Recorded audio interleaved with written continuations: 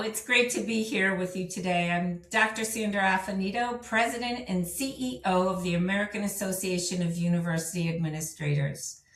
AAUA is a nonprofit professional organization for higher education leaders and administrative personnel. It is the only professional organization for individuals interested in the entire range of higher education administration, from entry level to president, across the diverse set of American colleges and universities.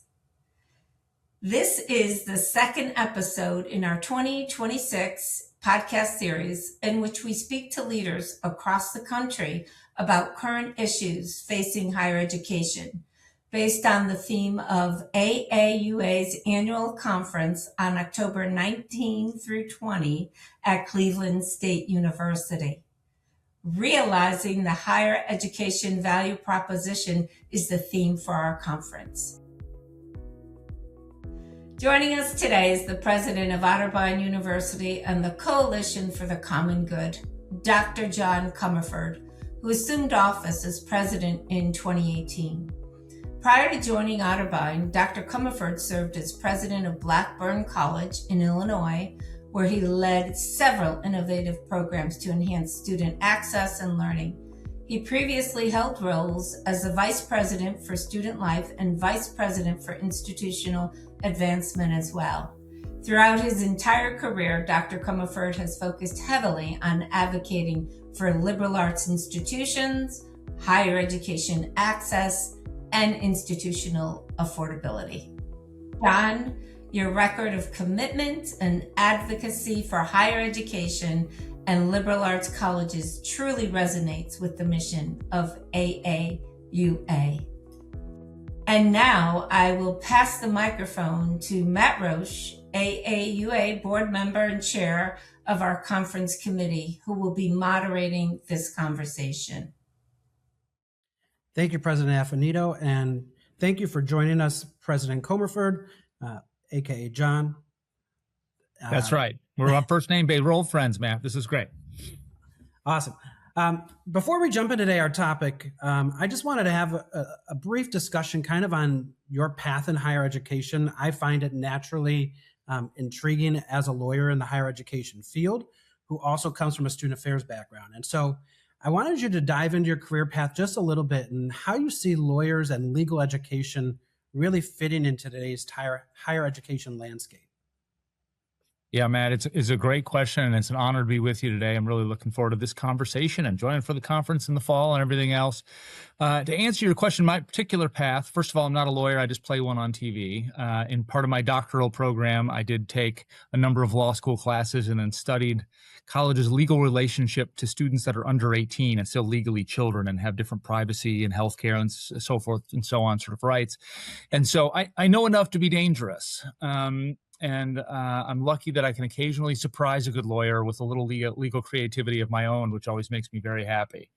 My path was student affairs. I was a hall director at Ball State. I was a director of housing at Missouri Western, got my doctorate at Kansas, became a dean of students and VP for student affairs at Westminster College. That was my first step into the small private institution, liberal arts school, and I loved it. Spent 8 years there, got very lucky that I had a president there who thought well of me and said, hey, John, you're going to be a president someday. Let's put you in charge of fundraising and alumni. And so he just made me the VP for advancement. And I went off to fundraising school and figured that out and had some success there. And that led me to 2 presidencies now. To answer your question about attorneys in particular, I do think that attorneys have a growing role in higher ed, and people often view them incorrectly in that role. They are not offices of no. They are not there to make decisions for you. They are there to advise and give you the lay of the land and support you in doing what is the best thing for our students and the best thing for institutions. And frankly, Matt, not to dissuade other people in other professions from going for the presidency, but usually the campus lawyer has the most breadth in terms of exposure to the rest of the institution. All your vice presidents are, in charge of student affairs or in charge of, athletics or academics or whatever, and those are all critically important. But your general counsel usually has the lay of the land in a more complete way.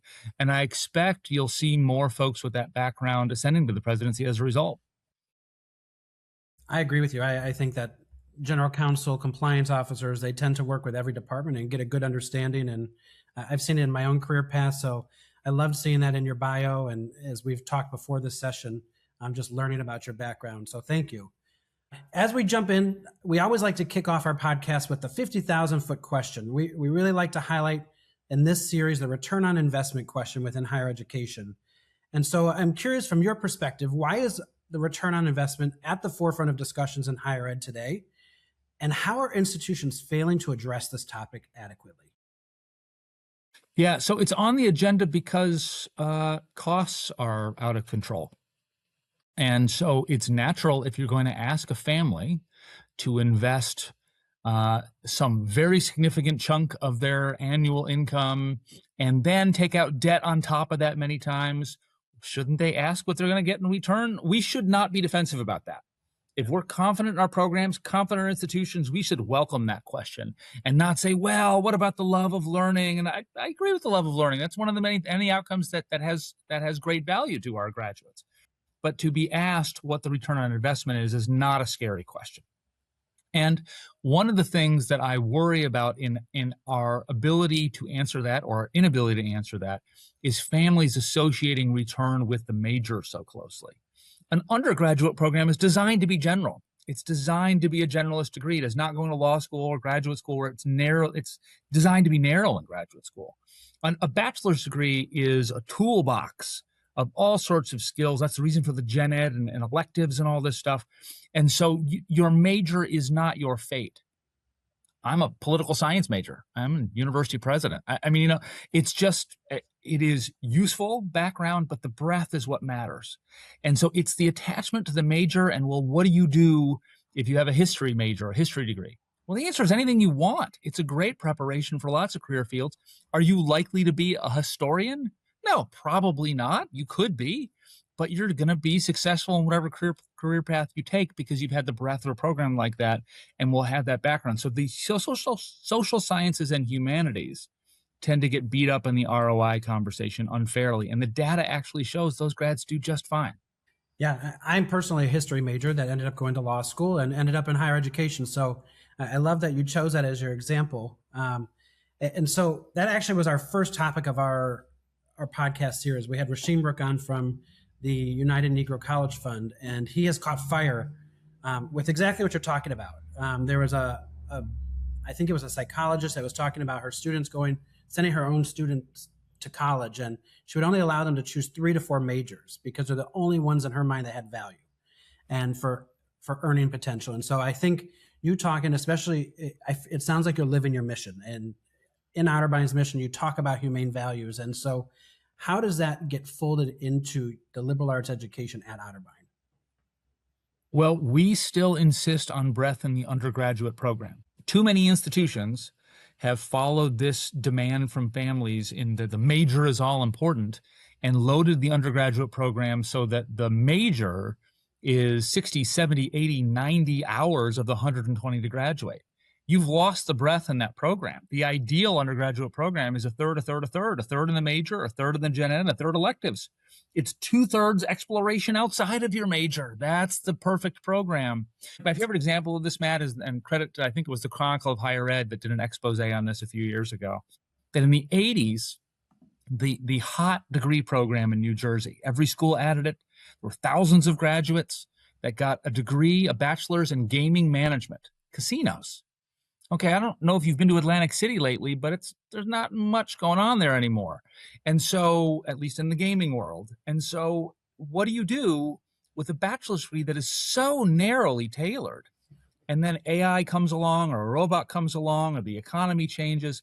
Our graduates need to be ready to not just change jobs, but change careers multiple times through their lifetime to be successful. And a narrowly tailored training program is not the education we should be providing.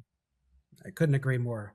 And one thing that, as we've talked leading up to this, that I love that you talk about, and I'm hoping that you could dive into a little bit, is where colleges are really focusing on competing themselves against each other instead of really focusing on what their mission is, what the values are that they have that separates them. Can you just kind of talk about your theories and concepts on this? Because I love your perspective. Well, man, how long do we have? Because our industry gets in its own way in lots of ways, and this is probably the number one thing. And one, we assume that elitism is the path to success in higher education, and so we are fighting over a shrinking number of students, right? The demographics are against us, we all know that, but they're especially against you if all you're recruiting are suburban kids with 4.0 GPAs and 30 ACTs. Like, there's just not enough to go around, and they're great. I mean, I mean, we fight for them too, and we have merit aid. Like, everyone is in that, but there's no growth in that part of the market. And so you need to be able to open the door more widely to serve underserved populations, adult learners, first generation students, Pell-eligible students. And we're doing that in a lot of great ways at Otterbein.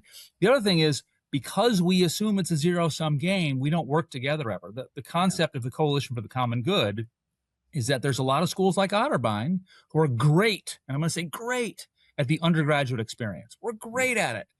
But that's a challenging part of the market. The growth is in adult learning, but we're not really well set up for adults at a place like Otterbein and a lot of other small liberal arts colleges and even regional publics and whatnot. We're just not set up for adults as well.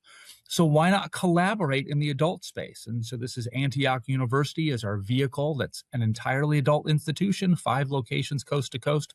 And we want other schools to come in and move graduate and adult programs into Antioch, invest in Antioch, and then share in those returns, that we can collaborate and stop pretending this is a zero-sum game. Awesome. I love that perspective. I think it's what's needed in higher ed. And I will say, on my side job, I do recruiting, and I work with a lot of international families. And the funny part is the exact same thing you're talking about from the education sector side. Families have the same perspective. My biggest hurdle is convincing international students that the name and the brand is not everything, and that there's probably a school out there that's a better fit for them, that aligns with what they're looking for, rather than just going to a Michigan or an Ohio State. But those are the only schools they know, and that's what they familiarize success with, because people in their country will recognize that degree. Yeah, and one of the things that really hurts us in this sector is this idea that every institution is trying to be all things to all people. Yeah. The strength of American higher education is its diversity. There are big schools and small schools and private schools and public schools and divinity schools and art schools and community colleges, and you need to find your match. And when you buy into something like rankings that takes Volkswagens and sports cars and oranges and ranks them on a list as if you can compare those things, and then we all buy into this as a structure of measuring how good we are, no wonder our students and families end up at institutions that aren't the right match, and then we have retention and success problems. We need to own what each institution is and stop trying to be all things to all people. 100%. All right, so I want to touch on your mentioned about the success of Pell-eligible students and underserved populations at Otterbein. I see right now you guys are at about a $52,000 cost of attendance per year, which for a private school is low in today's landscape. However, it's still a big sticker price for families. And so how have you been successful in growing those populations as families are experiencing sticker shock across the nation? Well, first of all, you know, and all your listeners will know, that the total cost of attendance numbers are made up numbers, right? We set our tuition level wherever we think the market wants it to make us feel more exclusive and elitist and more expensive as part of that. And then we go ahead and discount to the point where the students have found their sweet spot and can attend. And so that sticker price is nothing more than a marketing signal. It's not real. And we need to be honest with families about that. And frankly, I'd love it if we could stop playing this game, but we can't collude like that. So say the lawyers, right, Matt? We can't collude on price. And so we are stuck with this model, at least for the short term.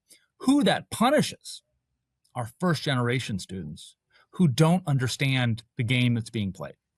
And so they assume they could never afford Otterbein or whatever institution because they see that sticker price, which is, again, a made up number. And they don't apply, and therefore we cannot package them and even show them how affordable we can be, and they lose, and so do we.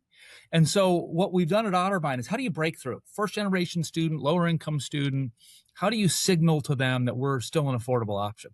And so we've made it simple. If you are eligible for the Pell Grant and for the Ohio College Opportunity Grant, which is Pell's match here in the state, both need-based programs, then Otterbein will meet your full need for tuition with no loans. Simple, clear. Once you know you're Pell eligible, you know that Otterbein is going to be affordable. And in fact, if you commute, if you're local to the Columbus area, It's a debt-free degree. It's literally free to you. You got to pay your books and all that sort of stuff, but that's it. Tuition is covered. And so it breaks through the noise, we think, and that's where all of our growth has come from. Otterbein traditional undergraduate populations are growing, and it's all in those underserved populations.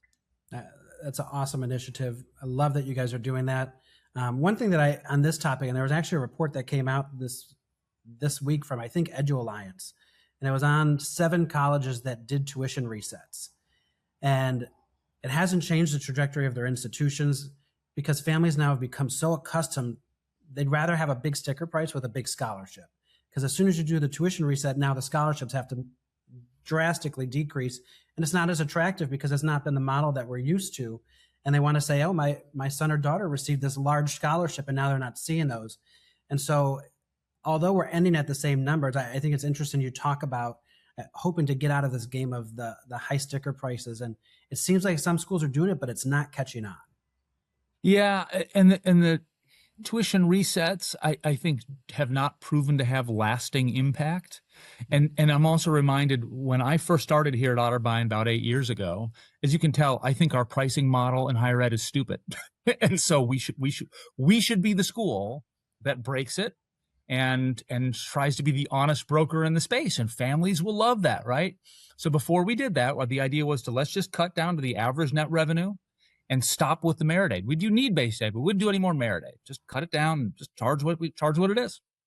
And so we hired a market research firm to test that out before we went ahead and did it. Well, the data came back clearly, don't do it. You will kill the institution. And so they actually tested with families. Would you rather go to a school with a $40,000 price tag that gives you a $20,000 scholarship or whatever? Our sweet spot, the data said, is an $80,000 tuition price with a $60,000 scholarship. That's what families wanted. And so we need the institutions that are not tuition dependent to lead in this space.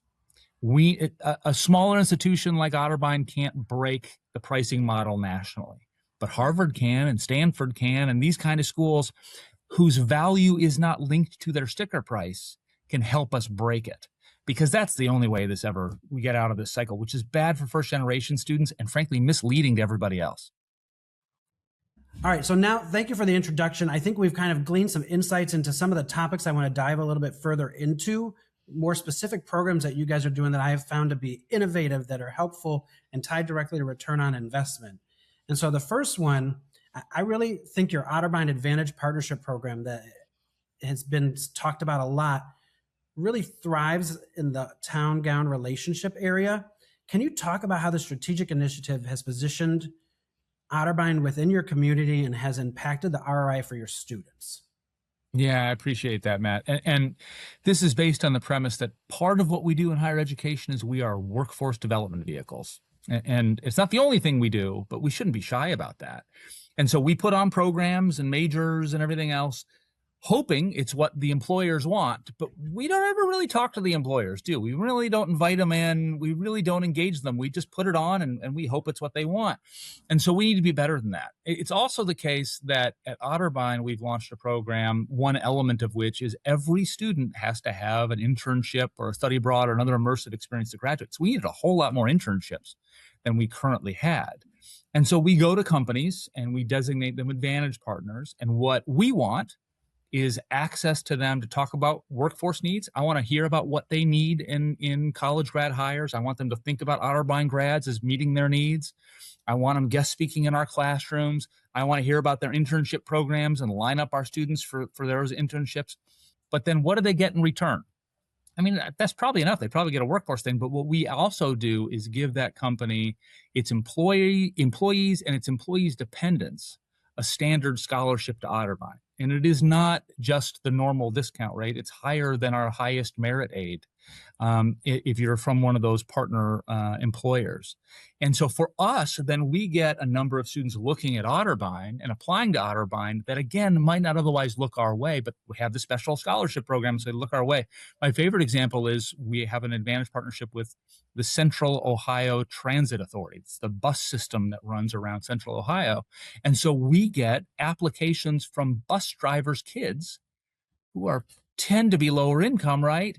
that might not think about a private college, but we have an advantage partnership with CODA. And so they apply to Otterbein. And how beautiful is that for CODA as an employee benefit? It's great for us. We're getting applicants who wouldn't get otherwise. And then families can have access to the life transforming programs that we do at Otterbein. And so everybody wins. And there's no money changing hands in these agreements. It's simply an agreement for an employer to work with the university. I think it's a great model. And I'm curious, have you had an opportunity to look at the data? Are you seeing increased applications from some of your partners? Like, are you seeing better trends in those areas? We do. And as you know, enrollment is not a single variable thing. There's a lot of things we've done that have helped grow enrollment at Otterbein, but one of them is we're seeing applications from these companies, and it's mostly from the dependents. It's rarely the current worker we're set up for traditional undergraduates, but it's their dependents, their kids that are applying to Otterbein. And in this last discussion, you just gave us a great prelude into the next area. So I want to talk about your Ready program. To me, this has a direct tie to social mobility for our students. I'm curious, from your perspective, how is this different from a traditional career services model? And what trends or the returns are you seeing from the enhanced structure that you've built out? Yeah. So Matt, remember, I'm a student affairs guy at heart, right? I mean, the whole first part of my career was all student affairs. And the thing about working in the co-curriculum is there's all sorts of great learning outcomes. If you can get students to be leaders of student clubs and visit career services and play a sport and do intramurals and join a Greek organization, you name it, there's all sorts of good outcomes to that. The co-curriculum tends to be totally optional, though. Yeah. And I liken it to, we tell our students, you have to take a math class. I don't care if you don't like math. I don't care if you're an art major. You've got to take a math class. It's required to be in the world, but you have some basic quantitative reasoning, and so you have to take this basic math class. Why don't we do that when it comes to co-curriculum? If we believe strongly in the outcomes of those experiences, why don't we say to students, you have to have those experiences? And so the premise here is that we are making a lot of what career services has done traditionally as optional things, and bringing it in. We call it Otterbein Ready. Students have to do an academic and career map the moment they set foot on campus. They have a mentor at their side as they do that, and for all 4 years. I already mentioned they have to do an internship, study abroad, or immersive experience. We take a day every fall, and we don't do regular classes. We do a day-long professional development conference. Everything from alums coming to talk about their career paths to teaching them how to do a cocktail party and walk up to strangers and introduce yourself. Who teaches you that stuff?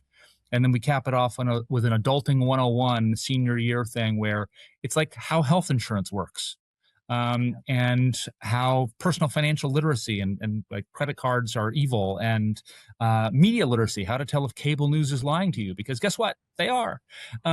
These sorts of things that we tend not to address in the formal curriculum, understandably so, but it's required for success in adult life. That's fantastic. And I think with the growth of AI, I think these things that you're laying out here really create a return on investment, because some of the stuff that we traditionally view as your return on investment in higher ed is being replaced. But things like soft skills, civic preparedness, your internship opportunities, and actual like life skills, as you're talking about. I think every college kid should go through financial planning. Learning how to balance a checkbook, learning how to manage your funds. So every college I've been at, when I was in student affairs, we'd always get started on building out the co-curricular transcripts and using our Engage or Involve check-in apps to really try to build out some trends. And it's so hard to get it caught on. So I am happy to see that you have a model that is it's not identical, but it's very similar in leveraging those skills that really you're trying to do a lot of times that you're building in student affairs. Yeah. And Matt, this sells.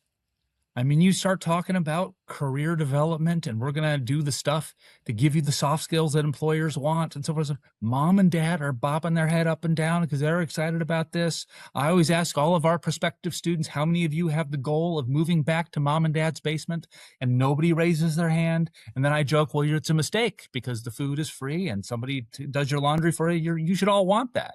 But hypothetically, if you don't, then if you come to Otterbein, we have this very specific program to help you reach your goals.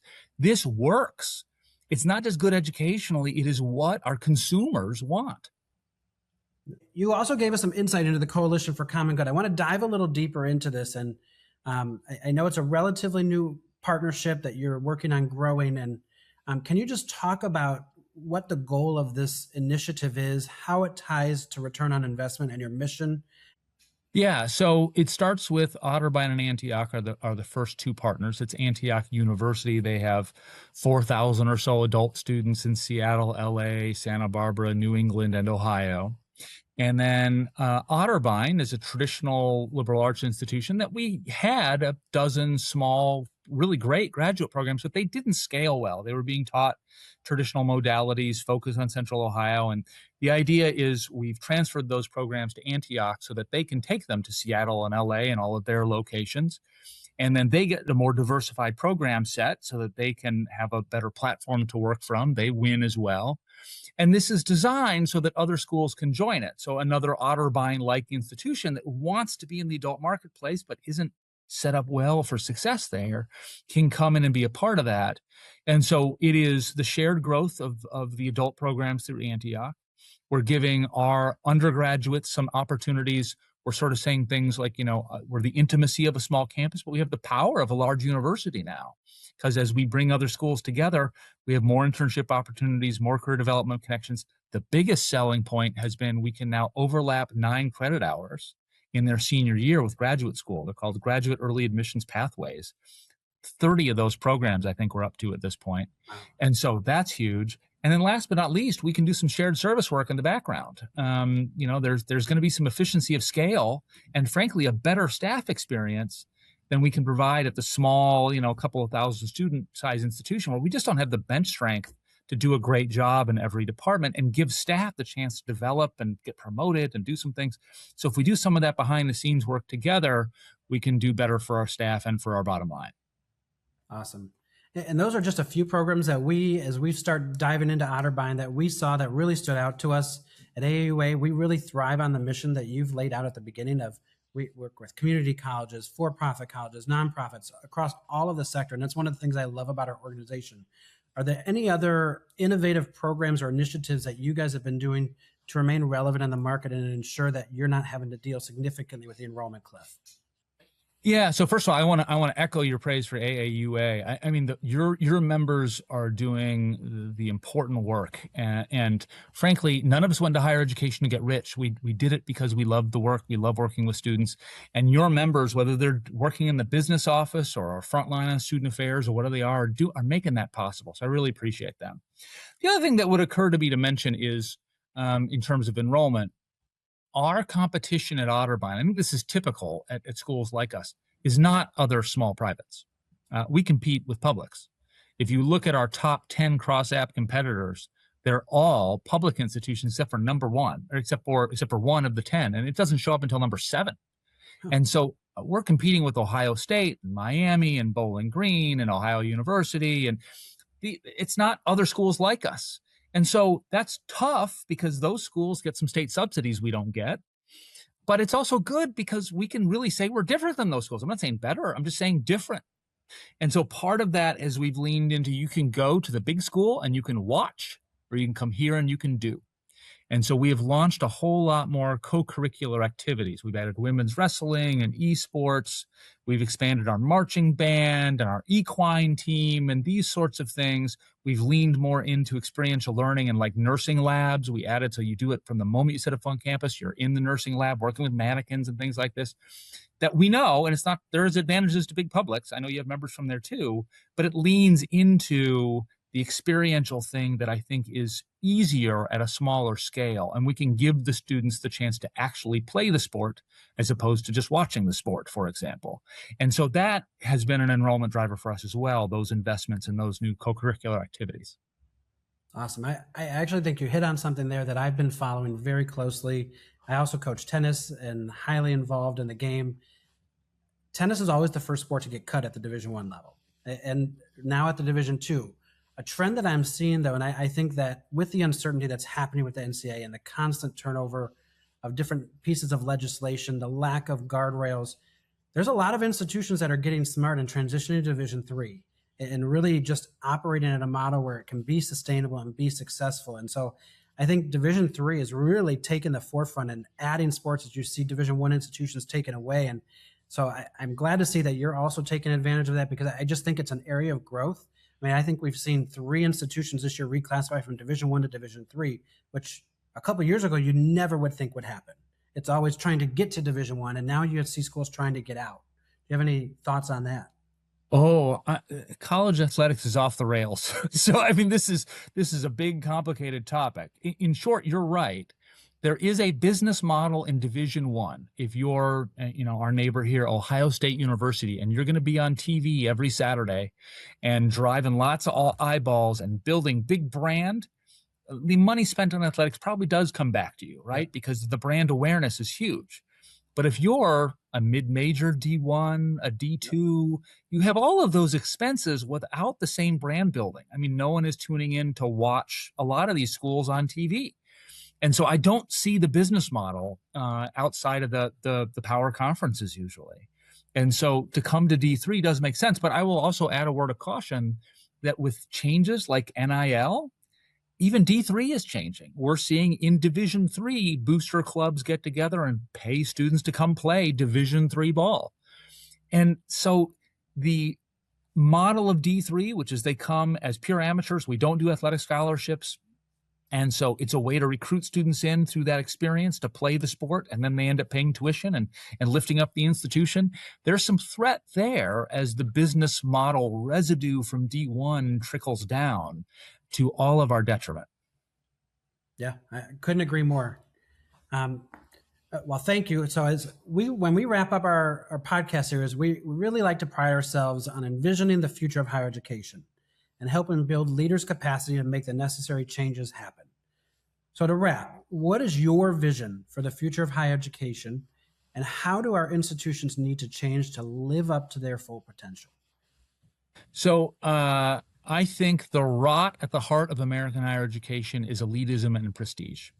It hurts us, it hurts our students, it hurts our families, and it hurts our society.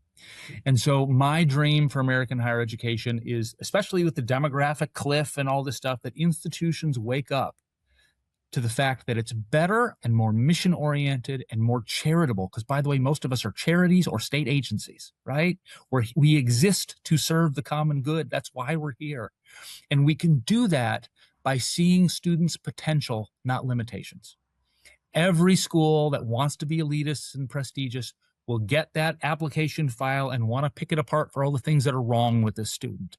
How about seeing that student's potential and creating space where they can really become the best version of themselves? Because it's going to serve all of us when they go on with their degree to be productive in society, good participants in democracy, good critical thinkers, and that's better for all of us. We need to get out of our own way. And I think we need leaders that aren't afraid to say such things out loud, because it is hard to say, I know everyone else is focused on that elitism thing, but it's harmful and it doesn't match us, and we're going to go this other direction. There are better opportunities in other direction, but it takes bravery to say it out loud. I love that. It's very refreshing. I do think as we've gone through this transition in higher ed, there's a lot of leaders that are afraid to speak out, for whether it's for retaliation purposes, whether it's turning off some potential enrollment. I think there's a lot of hesitancy to speak out. Boards are a little more cautious. So I love to hear that from you. I wanted to thank you again, John, for joining us. We're very much looking forward to having you join us again for the Fireside Chat at our upcoming annual conference, October 20th, 9 a.m. at my home institution, Cleveland State, where we're going to dive a little deeper into some of your programs.